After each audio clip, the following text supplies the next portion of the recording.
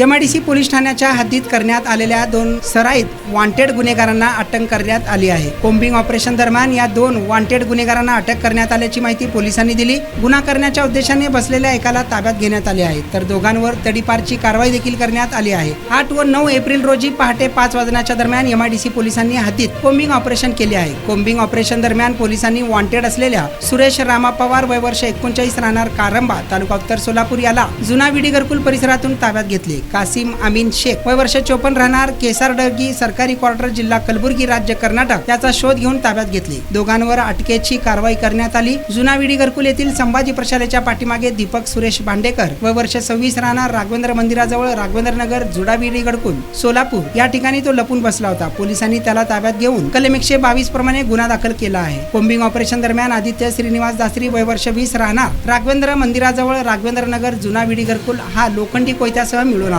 त्याच्या विरुद्ध भारतीय हत्यार कायदा कलम 425 प्रमाणे गुन्हा दाखल करण्यात आला आहे। 5 बेलेबल वॉरंटची बजावणी करून 4 नॉन बेलेबल वॉरंटची बजावणी करण्यात आली आहे। संबंधितांना ताब्यात घेण्यात आले असून राहुल पांडुरंग पाटील वय वर्ष 26 राहणार समाधान नगर अक्कलकोट रोड याला 2 वर्षे 2 जिल्ह्यातून तडीपार करण्यात आले आहे। पोलीस निरीक्षक प्रमोद वाघमारे खोमणे यांच्या मार्गदर्शनाखाली सहाय्यक पोलीस निरीक्षक नंदकिशोर साळुंके यांच्या पथकाने सदरची कारवाई केली आहे।